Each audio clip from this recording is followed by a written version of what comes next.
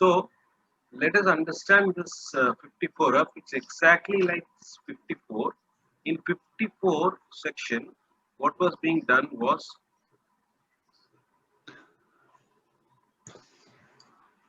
in section 54, the way it was section 54,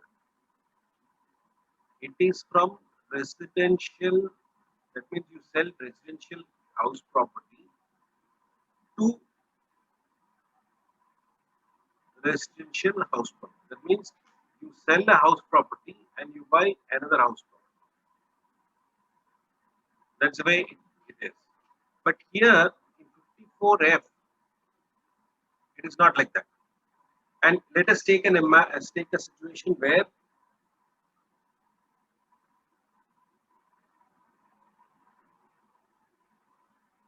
let us look at a situation where you are having a capital gain in 54. I'm talking of 54. Section 54, you are having sale consideration of 8 lakhs less indexed cost 6 lakhs. Your capital gain is less exemption. You have invested in this residential house for 1 lakh 50. You will get the deduction and you will have to pay long-term capital gain for this. But when it comes to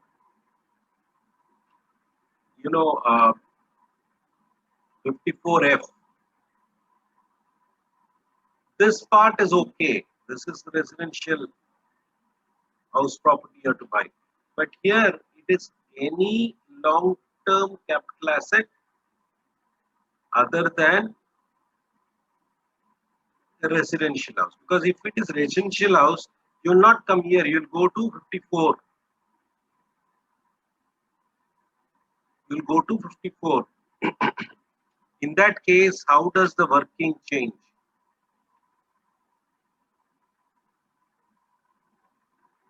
It's all same.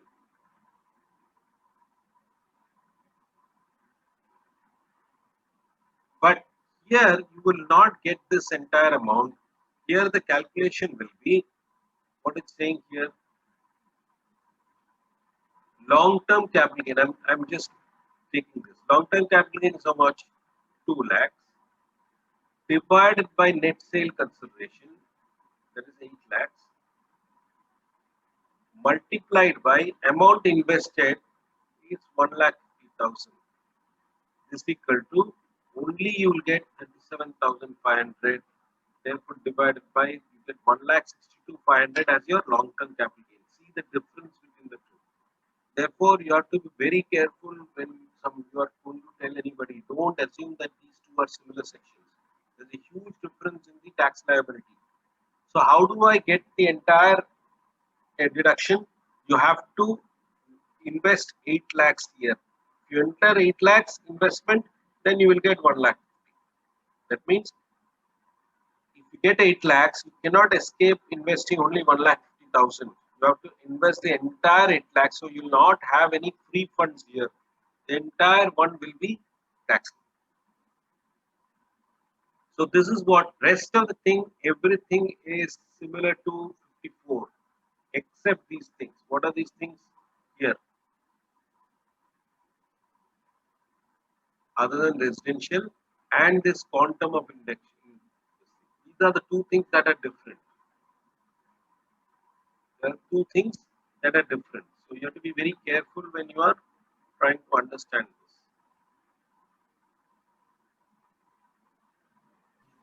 Yes, sir. Okay. So let us read this section. Section 54, capital gain on transfer of capital asset other than residential house.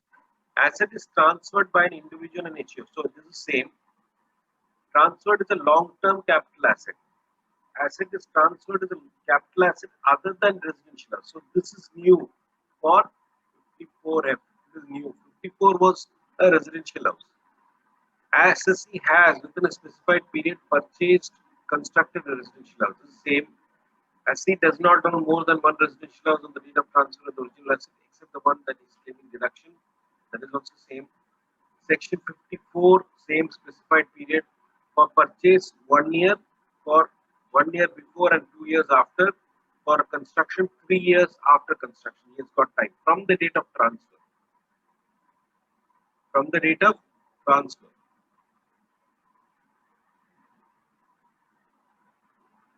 Quantum, we have already seen just now how the quantum has to be calculated. Scheme of default is same at 54. Exemption, for exemption and only one house is allowed, where the SC has purchased the house before the due date of the return. He can still deposit amount in the capital gain account scheme, which can be in addition to that made in house. This all we have seen under section 54. This also we have seen under 54. Consequence, the new house is transferred within a period of 3 years of purchase of construction. Long-term capital gain, long-term capital, short-term capital gain on transfer of the house, plus long-term capital gain to the extent it is available. This also we have seen. So all these are similar to what we have already seen. Now, before doing a problem, let me cover some more sections so that we can go to problem. Additional condition. There is one additional condition, which is SC should not acquire or construct any other house within a period of 1 year after the date of transfer of the original asset, or construct within a period of 3 years after the date of transfer of original asset any other residential house other than new asset. Here I'll just check because there have been some changes. We will just confirm that. If any such asset is acquired, then capital gain under 54F shall be treated as long-term capital gain on the previous year in which the second house purchased. So he can have only one house at a time. That's fine. First one he sells, then he buys. So this is gone. He's holding one. Again, at this time, before the 3 years, he cannot buy another one. That's the condition that they are saying. In 54, they have relaxed it in the bill. We'll check whether it has been relaxed in. Now, here, capital asset on transfer of is similar to 54B, D, 54D. There it was shifting of industrial undertaking. Generally, if you look at 54D,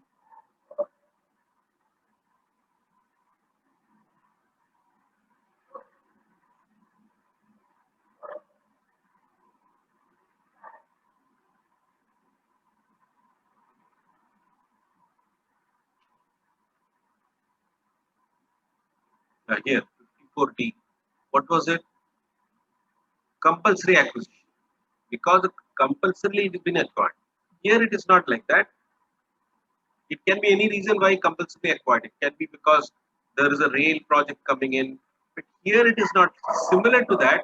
Only that it is shifting of industrial undertaking because of movement from urban areas. Sometimes what happens that, for example, Delhi. Earlier, everybody used to do, around Delhi itself. Those days, people started having their factories or industrial things around that. Because of which, what has happened is the entire place has become very polluted. Over the years, what is happening is now Delhi, whatever the government or whatever, they are asking everybody to get out from the within Delhi or near that area because it's an urban area. And obviously, when they are shifting, they have to sell. They may have purchased this property. They have to sell all this. When they sell, they will have the land, building, machinery, etc. Because it's an industrial thing. These two may be depreciable assets. Therefore, it will be short-term capital gain. These will be long-term capital gain. So when they have, then they are mandatorily required to move and they are moving. As a result, there will be long-term capital gain. How can they get exemption? If they invest in another place in an industrial undertaking, then they will get the exemption. That is what is the whole idea about. So the condition for claiming exemption is that the transfer is effected in the course of consequence of shifting of industrial undertaking from urban to any other urban, any other area not declared as urban area. So it cannot be another area declared as urban area. What is urban area? Means any such area within the limits of municipality, corporation, or municipality, municipal corporation or municipality, as the central government may having regard to the population, concentration of industries, need for proper planning, and other factors by general or per special order, declare to be an urban area for the purpose of the success. So, something that the government has said urban area, you cannot go back again. They are asking you to move from there. The asset transferred is machinery, plant, building, land, or any right in the building used for the purpose of this industrial undertaking in the urban area, which you are staying there. Now you are moving out of it. The capital gain arising on the asset. The capital gain arising on the asset. Once.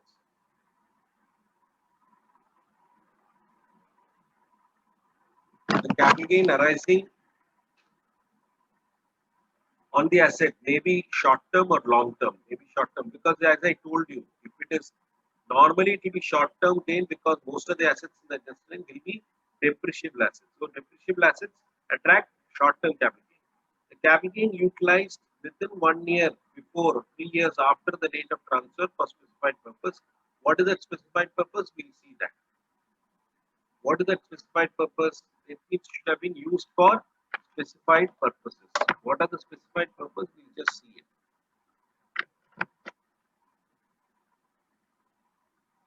Specified purpose is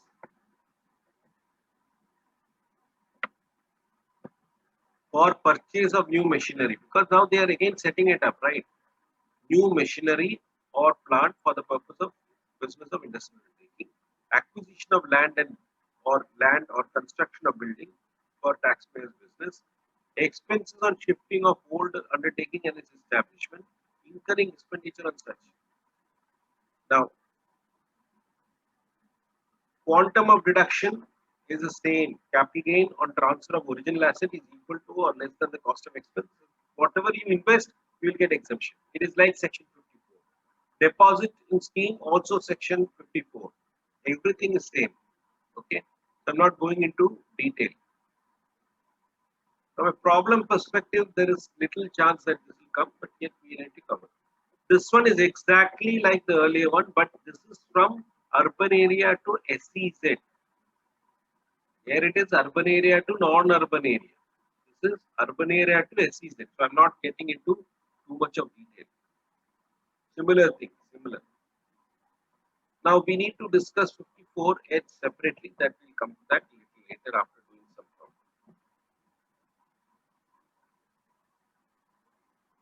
Anyway, I'll just discuss the theory so that we can then continue with the problem. So extension of time limit for acquiring new asset or depositing or investing amount in capital gain in case of compulsory acquisition 54 Act.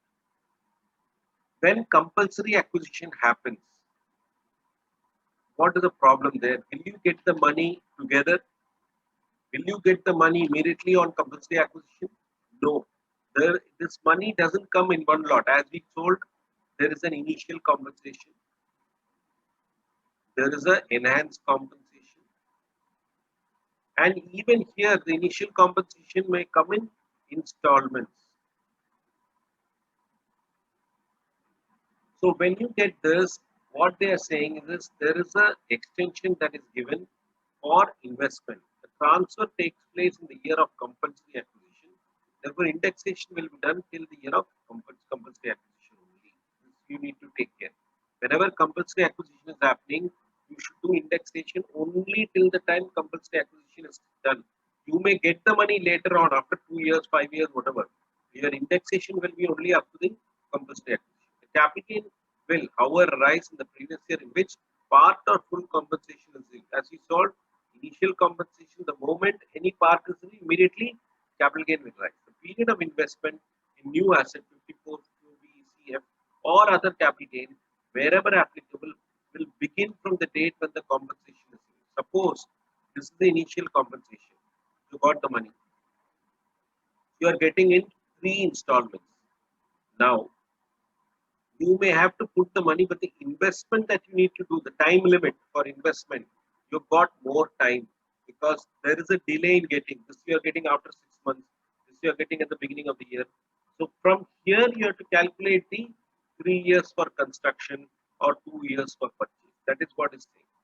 If such compensation received in installment, the period of investment in specified asset deposit in capital gain scheme will be considered for each installment separately, although the entire capital gain will realize in the previous year in which first installment received.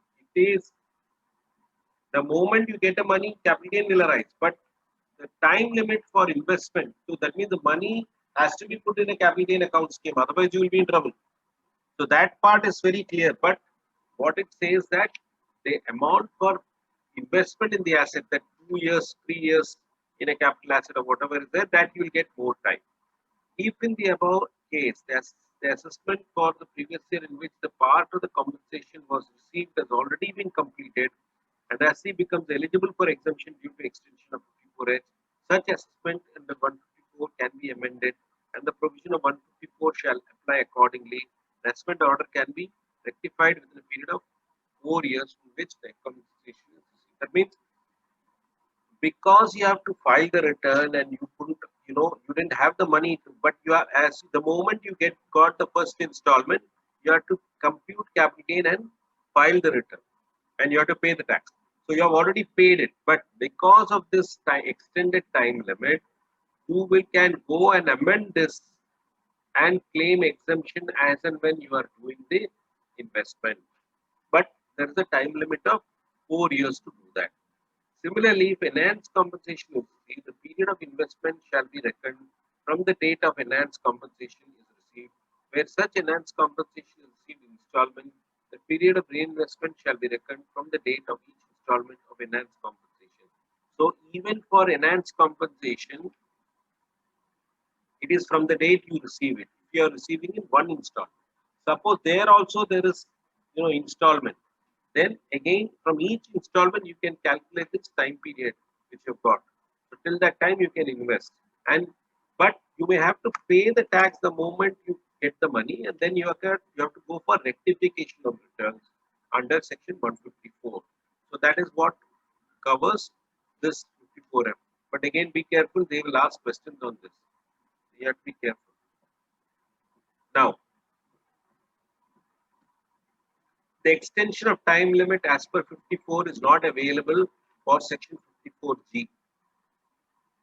So this is not available, extension of time limit. For section 54, it is not available. The other last part is 111A, which is again important. We'll come to that a little later. So where total income of the capital gain, because I need to explain a little bit on this, but just I'll finish this.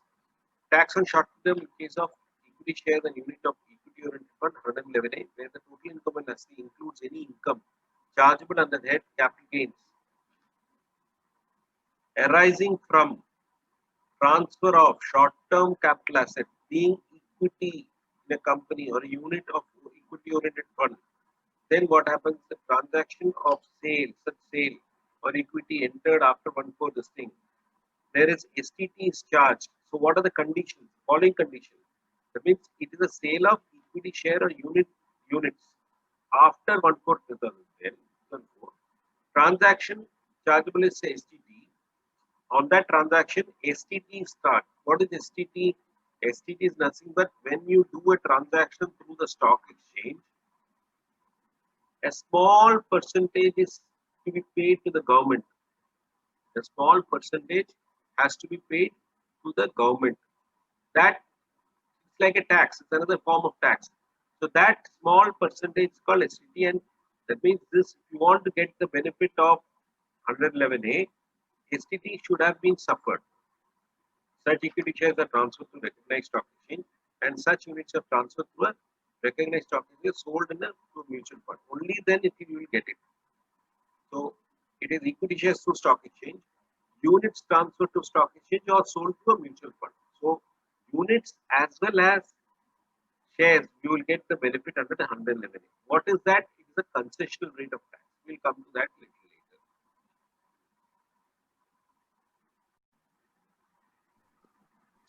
So here, computation of long-term capital gain. Compute GTI without including long-term capital gain. Allow permissible deduction under 86 to 88 from that. Calculate tax without capital gain. Compute tax at flat rate of capital gain. Aggregate tax in step number C and D shall be the tax. So that means Suppose you've got total income of 8 lakhs. In that 8 lakhs, you've got normal income other than capital gain of 5 lakhs or 6 lakhs. Say. And here 2 lakhs of other income. Now in this you deduct 80C, say 1 lakh, therefore say 50,000. So 5 lakh 50,000 is your normal income. This is long-term capital gain. So here it will be 20% rate, 20%. Now this case is where STT is not suffered, it's not through stock exchange. And this will be normal rates, normal rate you calculate. Therefore total tax will be this plus this rate. 20% on this is how much? 40,000. So 2 lakhs into 20% is 40,000. This is normal rate tax. Total tax is this plus this. That is what is this. But what it goes further says that suppose assume that your basic exemption limit is 2.5. I'm not going to the latest one. I'm just saying 2.5 is the amount. Then suppose your income is only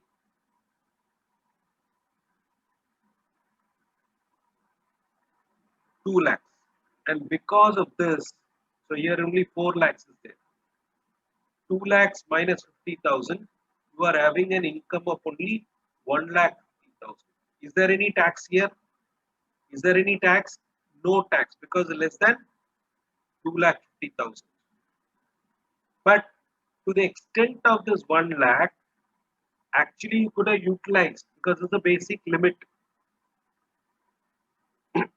Because you don't have income, you are not able to benefit out of this deduction. And here you have to pay flat rate. So what the section 112 says here is that when this is the rate, standard rate, but they are giving some benefit. Suppose a situation like this happens. Suppose the income is more than 5 lakh, no problem, normal rate for this. But if your income is below the taxable, the normal income, then the loss that you are incurring, that is, you could have claimed up to 2 lakh 50,000, but you could, because your income is less, you are not able to claim 1 lakh.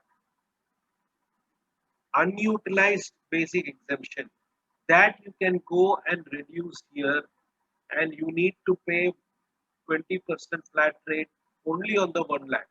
That means this unutilized amount you can go and claim here. That is what section 112 says first how to tax. Then at the bottom, because you go down, all this whatever I've discussed is being explained. So if you want, you can just write down this part, what I've written just now, you can write down so that you are clear about it.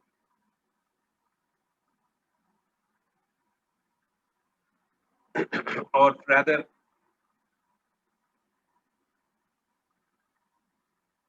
now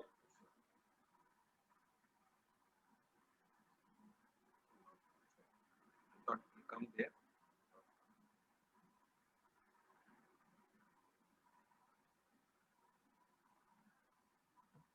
It's gone.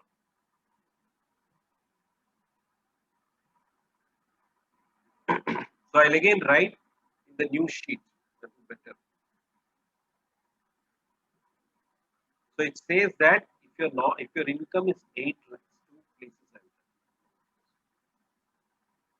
Situation 1 is 8 lakhs.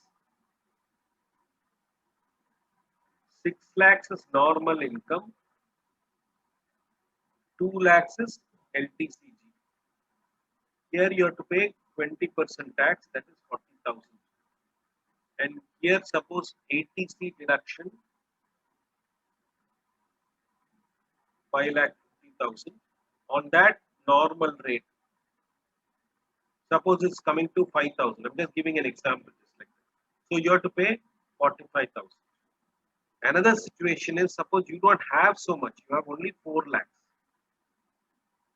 After that, 2 lakhs is long-term capital and 2 lakhs is normal income less ATC 50,000, 1,50,000. So you see you are below the exemption limit. How much?